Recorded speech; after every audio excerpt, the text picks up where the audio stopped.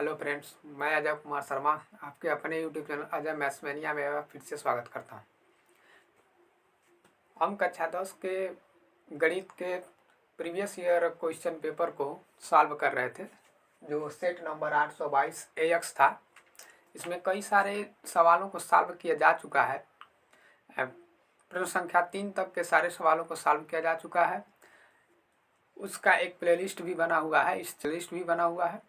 आप चाहें तो उस प्लेलिस्ट से पीछे वाले सारे क्वेश्चन को देख सकते हैं। वीडियो देखने के बाद अगर आपको वीडियो पसंद आए तो चैनल को सब्सक्राइब जरूर कर लें।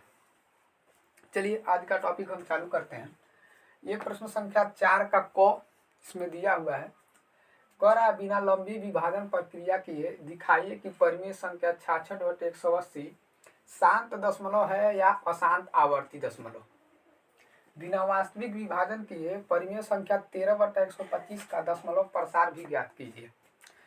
आपको क्वेश्चन दिया हुआ है कि 66/180 को बताना है कि शांत दशमलव है कि अशांत दशमलव, और उसके बाद से आपको बिना वास्तविक विभाजन किए 13/125 का दशमलव प्रसार भी बताना है कि कितना होगा। तो सबसे पहले शांत और अशांत दशमलव क्या होता है इसके बारे में जान लेते हैं। शांत दशमलव क्या होता है? शांत दशमलव का मतलब ऐसी संख्या जो दशमलव के कुछ अंकों तक जाके पूर्ण रूप से विभाजित हो जाती है, कट जाती है, वो शांत दशमलव कहलाती है। जैसे मान लीजिए हमारे पास एक संख्या है 17/8। 17/8 को अगर हम विभाजित करें तो देखते हैं कि कितनी बार में कटता है। 17/8 का मतलब 17 में 8 को आप भाग करना है तो 8 दूनी 16, एक बचा, दशमलव लगाए, यहाँ पर 0 बढ़ा दिया, फिर 8 ही करने 8, 10 में से 8 गया तो फिर आपका 2 बचा, दशमलव लगा हुआ है तो 0 यहाँ पर बढ़ा सकते हैं। तो 8 दूनी 16, 20 में से 16 जाएगा तो 4 बचेगा, दशमलव लगा हुआ है तो यहाँ 0 बढ़ा सकते हैं, 8 बचे 40। यानी कि यह संख्या दशमलव के 3 अंक के बाद जाते जाते पूर्ण रूप से कट गई है, विभाजित हो गई है। यानी कि कट जाना, विभाजित हो जाने का मतलब यहाँ तक जाते जाते यह शांत हो गया, तो इसको बोलते हैं शांत दशमलव। दूसरा है अशांत दशमलव। अशांत दशमलव क्या होता है? ऐसी संख्या जो दशमलव के किसी भी स्थान पर जाकर न कटे, कंटिन्यूस का रिपीटिशन होता रहे, वो अशांत दशमलव कहलाता है।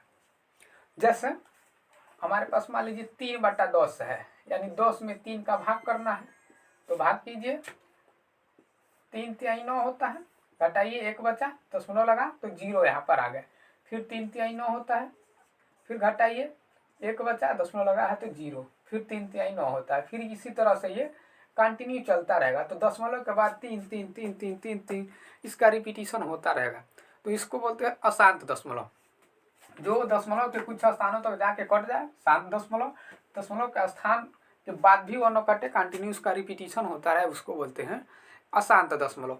तो इसी को हमको बताना है कि क्या यह 66/180 जो है यह शांत दशमलव है कि अशांत दशमलव है। लेकिन कंडीशन यह है कि हमको बिना लंबी विभाजन प्रक्रिया के बताना है, यानी कि इस तरह से नहीं बताना है, हमको भाग नहीं करना है। भाग करने पर तो पता चल जाएगा, लेकिन ऐसे नहीं बताना है। तो चलिए देखते हैं कि इसको कैसे लगाएंगे।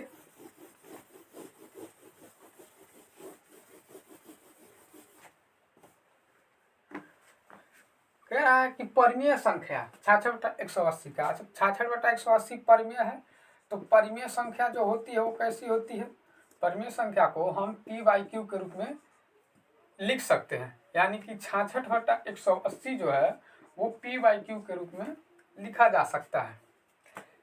अशांत बताने के लिए हमारा जो Q है, Q जो है, Q के अगर हम अभाज्य गुणनखंड बनाएं तो कुछ इस फॉर्म में आना चाहिए, या तो 2 के फॉर्म में आए या तो फिर 5 के, यानी 2 × 5 के फॉर्म में आना चाहिए।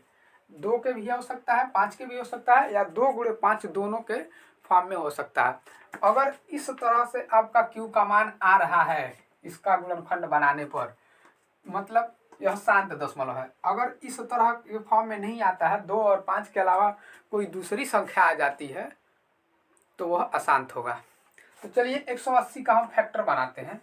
180 का जब हम गुणनखंड करेंगे तो 2 से काटिए, तो 2 9 18, यानी 90 बार में कटा, 45 दूनी 90, फिर से 2 से कटा, और 45 3 से कटेगा तो 15 तिया 45, फिर 15 फिर 3 से कटेगा तो 5 तिया 15, और 5 जो है 1 से कटा। तो हमने 180 का जो गुणनखंड बनाया, 180 का जो फैक्टर बनाया हमने, वो मिला 2 गुणे 2 गुणे 3 गुणे 3 गुणे 5 के रूप में। 2 और 5 तो मिला है, लेकिन साथ साथ 3 भी मिला हुआ है। 2 और 5 मिला है, लेकिन साथ साथ 3 मिला है। लेकिन हमारा कंडीशन ये है कि सिर्फ 2 और 5 के रूप में होना चाहिए, या 2 गुणे 5 के रूप में, दोनों के साथ हो तो 2 गुणे 5 हो, ना तो 2 हो या फिर 5 हो। तो यहाँ पर 3 भी मिल गया है, इसीलिए ये जो 180 है उसका गुणनखंड हमने किया तो 3 के रूप में भी मिला, 2 के रूप में मिला, 5 के रूप में मिला। सिर्फ 2 5 होता तो हम कह देते अशांत है। 2 और 5 के साथ 3 भी मिला हुआ है, इसीलिए यह जो है 66/180 जो है वह अशांत दशमलव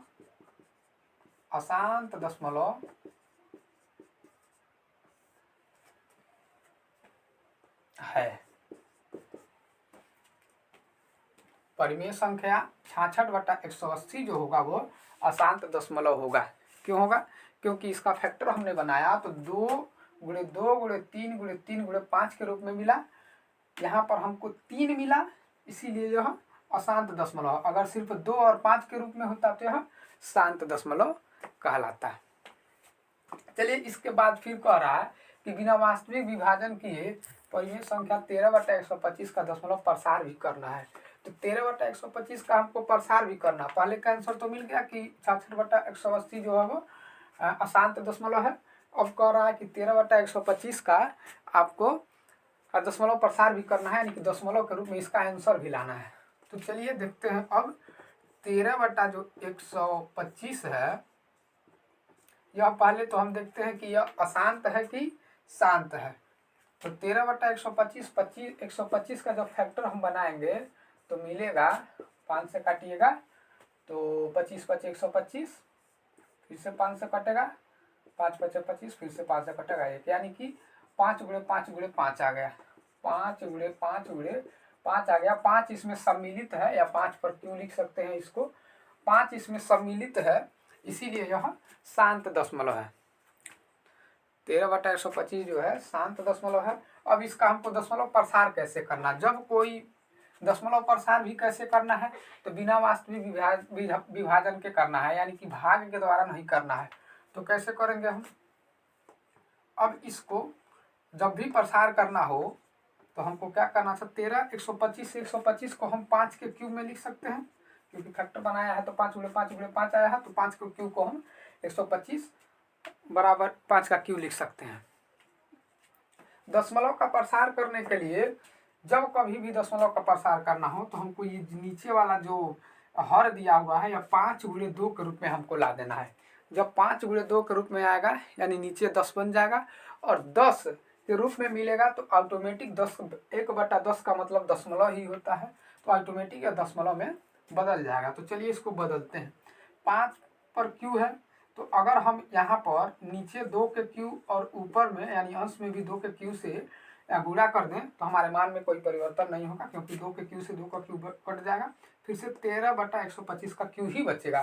तो इसको हम लिख सकते हैं 13 गुणे 2 का क्यू का मतलब 2 दूनी 4 दूनी 8, यानी कि 8 होता है, और 5 का क्यू गुणे 2 का क्यू, 5 पर भी क्यू है, 2 पर भी क्यू है, इसीलिए दोनों को एक साथ एक घात के रूप में लिख सकते हैं, 5 गुणे 2 का क्यू।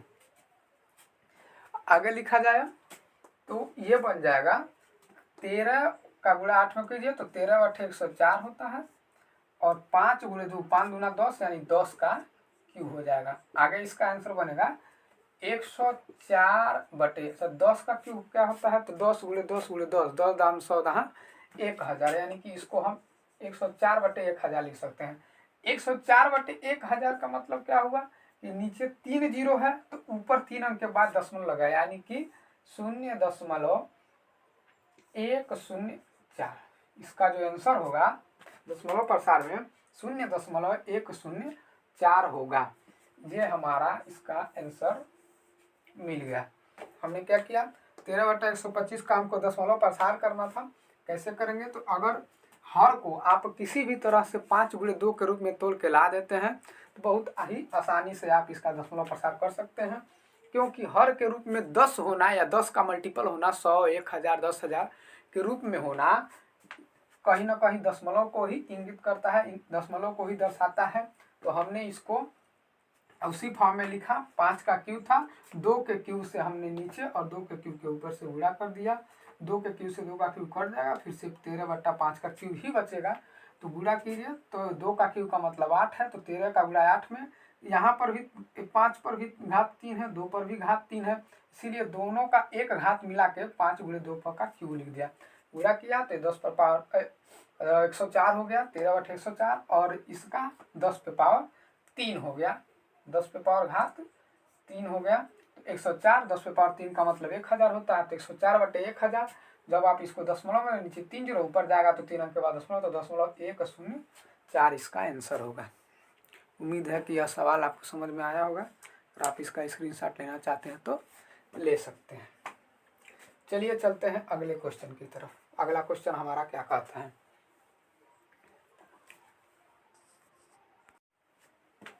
चलिए हमारे पास दूसरा क्वेश्चन है, प्रश्न संख्या 4 का ख इसमें दिया हुआ है। प्रश्न संख्या 4 का ख क्या कह रहा है, यदि द्विघात समीकरण 3x² - 2kx + 2m = 0 के मूल्य x = 2 तथा x = 3 है तो k और m के मान ज्ञात कीजिए। हमको एक द्विघात समीकरण दिया हुआ है, उसके मूल भी दिए हुए हैं, और इस मूल की सहायता से हमको k और m का मान ज्ञात करना है। तो चलिए देखते हैं इसको कैसे सॉल्व करेंगे। तो जो द्विघात समीकरण है हमारे पास, समीकरण है 3x² - 2kx + 2m = 0। मूल क्या दिए हुए हैं, मूल जो है वो x = 2 तथा x = 3 दिया हुआ है। एक x = 2 है तथा एक x = 3 दिया हुआ है। कह रहा है कि इसकी सहायता से हमको k और m का मान ज्ञात करना है। तो समीकरण का मूल दिया हुआ है, तो समीकरण का मूल, ये दो मूल हमको प्राप्त हुआ है, तो x = 2 x = 3, यानी कि इस मूल को अगर हम इस समीकरण में रखें तो पूरे के पूरे समीकरण को यह 0 कर देगा, यानी कि इसको हम शून्यक भी बोल सकते हैं कि एक शून्यक 2 है और एक शून्यक 3 है। शून्यक मतलब इसका मान, यानी x का मान अगर हम समीकरण में रख दें तो पूरे के पूरे समीकरण को 0 कर देगा। तो चलिए x का मान एक बार 2 x = 2 जो है समीकरण में रखते हैं। x = 2 समीकरण में रखने पर समीकरण हमारे पास यही है, तो रख लीजिए, पहले समीकरण लिख लीजिए 2kx + 2m = 0। अगर हम इसमें x = 2 रखें तो 3x की जगह 2 आ जाएगा, तो 2 का स्क्वायर - 2k और फिर x की जगह 2 + 2m = 0। सॉल्व करते हैं तो 2 का स्क्वायर होता है 4, गुणे 4 हो जाएगा, माइनस इसको गुणा करेंगे तो 2 दूनी 4 और k हो जाएगा, + 2m = 0।